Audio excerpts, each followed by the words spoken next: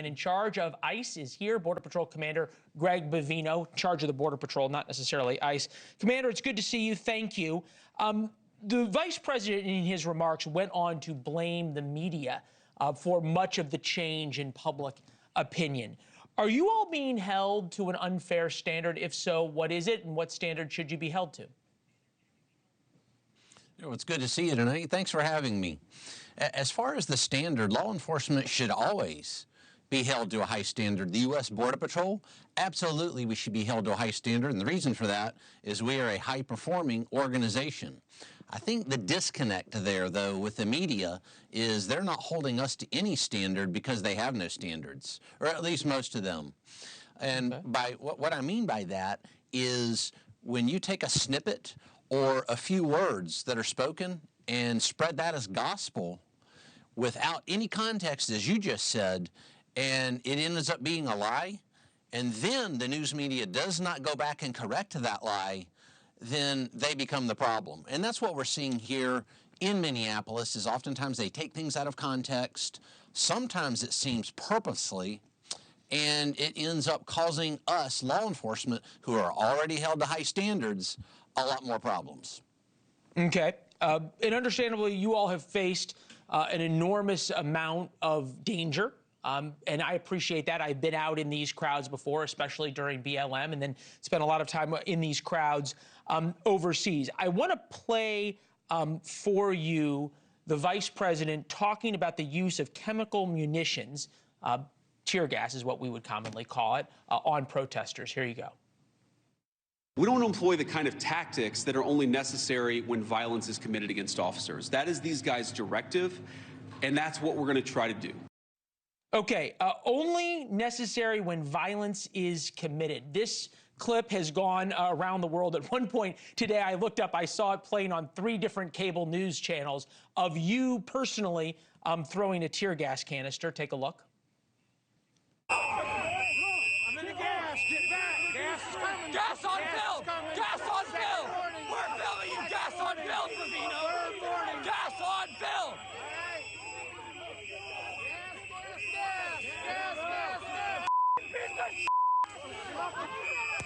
You just gassed me. To you, what does that clip show? Sure. Well, what J.D. Vance, the Vice President, said, he said it very well. If you look at that clip, what you see directly behind me are Border Patrol agents that had just been assaulted. One of them was spit on. As that individual that spit on a Border Patrol agent was taken into custody, several other suspects came in and tried to intervene physically, both body checking Border Patrol agents as well as physically wrestling with Border Patrol agents to try to free the original suspect that spit. That, with a chaotic situation, objects being thrown, agents being boxed in by vehicles, it was probably past the time for myself to deploy that less lethal munition. Yep. And that term less lethal is just that, less lethal. If we didn't have less lethal, what would we be left with? I think that's a question that a lot of these media, and they seem to leave that out. Do they want fisticuffs and guns? Or do we want to use less lethal to keep people safe, to keep our officers safe? And that's what we did in that particular instance. And guess what? It worked. Yep, the crowd it dispersed. does. I've been in enough tear gas. I've been in enough tear gas, Commander. I understand that. I just want to get you to this, though. There has been a marked change in public opinion. Now, we can discuss why, but the change in public opinion is real. About a year ago, a majority of Americans wanted every single illegal immigrant deported.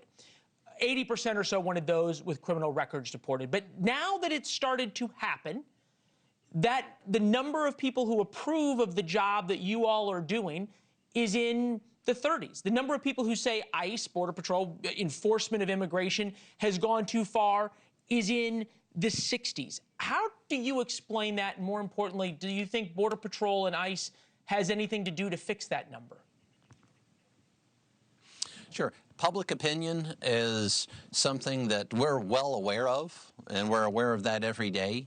We've been in several cities now, and I think the viewers might be interested that we've been in Los Angeles, Chicago, Charlotte, New Orleans, Minneapolis now. And one of the things that I've noticed that's been steady in every single one of those areas is what we're seeing on the ground with the public that you're talking about, that opinion of what we are doing, and most especially with those inner city residents in places like Chicago, Los Angeles.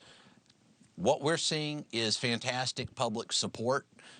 Here in Minneapolis, a lot of thumbs up and a lot of good jobs. Now, a lot of it is under their breath because they are afraid of that 5 or 10% of agitators and rioters. Come on, Commander, though. You know as well as I do, the rest of America, though, there's a lot of fair-minded Americans who don't like seeing how the sausage is made, right? They want illegal immigrants out, but seeing that little boy with his blue hat just standing there in the snow, it breaks anybody's heart, doesn't it?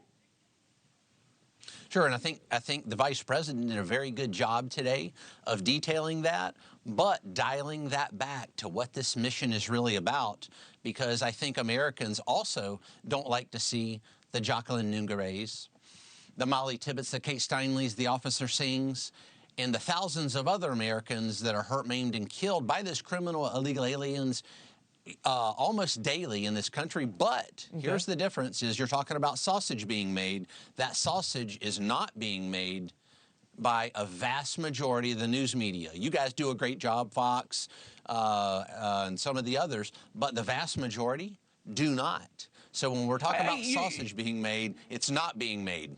Okay, that's a fair point.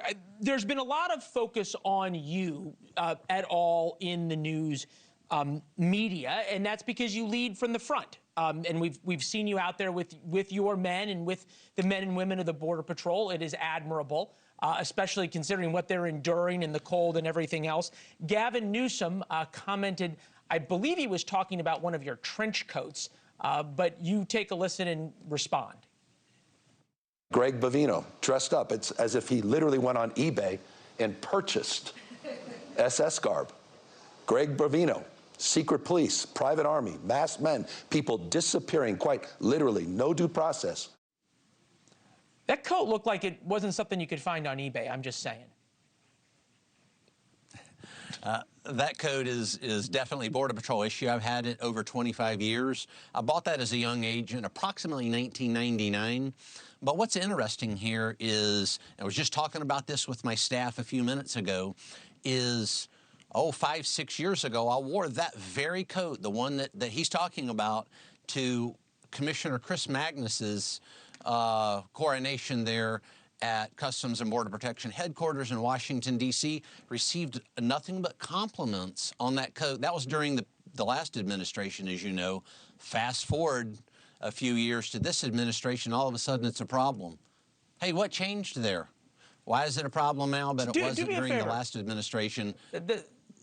Do me a favor, and our viewers will thank me for asking this, because we will, and we'll follow up on it tomorrow. Can you get us a picture of you in that coat at that ceremony? I believe I can do that. Right. We're working on that now. All right, well, we'd appreciate that. Thank you very much, Commander, and appreciate you being here. I know you're going to be up early with your men tomorrow. Absolutely. Thanks for having me. Thank you for watching. Subscribe below and download our NewsNation app right now on your phone, and you will get fact-based, unbiased news for all Americans.